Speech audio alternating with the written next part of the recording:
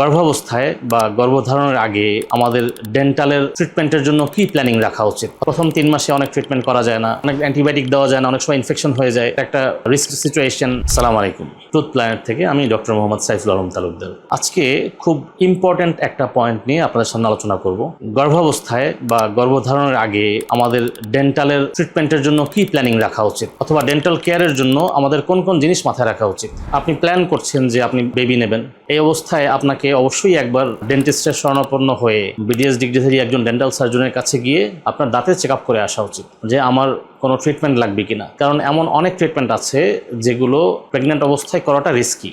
করা যায় না তা না, রিস্কি। প্রথম 3 মাসে অনেক ট্রিটমেন্ট করা যায় না, শেষ 3 মাসে অনেকগুলো শারীরিক সমস্যার কারণে করাটা পসিবল হয়ে ওঠে না। সো এমন যদি কোনো প্রবলেম থাকে, যেমন আপনার একটা স্কেলিং দরকার, দাঁতে অনেক পাথর জমে আছে, ক্লিনিং করে ফেলা দরকার, এটা অবশ্যই আপনি বিফোর প্রেগনেন্সি করে ফেলা উচিত। এই কারণে যে প্রেগনেন্ট অবস্থায় আপনার মারির হেলথ অনেক ডিটেরিয়েট করে। তো এই কারণে আমরা সবাই চেষ্টা করব প্রেগনেন্সির পূর্বেই আমার টুথ ক্লিনিং করে ফেলার জন্য, যাতে করে প্রেগনেন্ট অবস্থায় আমাদের দাঁত ক্লিন রাখাটা সহজ হয়। এর আগে যদি আমাদের কোনো দাঁত ফেলা লাগে, তো যেহেতু প্রেগনেন্ট অবস্থায় দাঁত ফেলাটা একটু কষ্টকর, অনেক অ্যান্টিবায়োটিক দেওয়া যায় না, অনেক সময় ইনফেকশন হয়ে যায়, একটা রিস্ক সিচুয়েশন যে আমি একটা অ্যান্টিবায়োটিক দিতে পারছি না, কারণ অনেক অ্যান্টিবায়োটিক হচ্ছে বাচ্চার ক্ষতি করে। তো সেই ক্ষেত্রে যেটা আমার করা উচিত সেটা হচ্ছে আমি বিফোর প্রেগনেন্সি বা প্রেগনেন্সি প্ল্যান করছি এর আগেই হচ্ছে আমি ডেন্টিস্টের কাছে গিয়ে আমার যদি কোনো দাঁত ফেলা লাগে সেটা ফেলে নিলাম, কোনো রুট ক্যানাল ক্রাউন করা লাগলে সেগুলো করে নিলাম। তো এগুলো আমরা প্রেগনেন্সি পিরিয়ডের জন্য জমিয়ে রাখবো না, এটা তার আগেই এই ট্রিটমেন্টগুলো আমরা শেষ করে ফেলবো।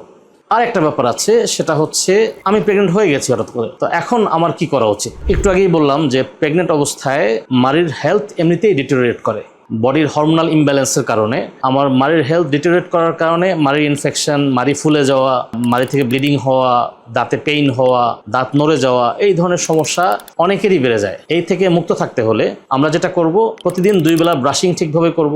যারা মেসওয়াক করতে পারি অবশ্যই মেসওয়াক করব, মেসওয়াকটা অনেক ভালো কাজ করে এই ক্ষেত্রে। আর 2 বেলা অবশ্যই ব্রাশ করব এবং ব্রাশ করার আগে ফ্লসিং করে নেব। আর চেষ্টা করব 2-3 বেলা লবণ গরম পানি দিয়ে কুলকুচি করতে। তাহলে যেটা হবে, আমার মারির হেলথটা ঠিক থাকবে আর হঠাৎ করে দাঁতে ব্যথা শুরু হওয়ার সম্ভাবনা থাকবে না। সো প্রেগনেন্ট অবস্থায় আপনারা অনেক সেফ থাকবেন ইনশাআল্লাহ।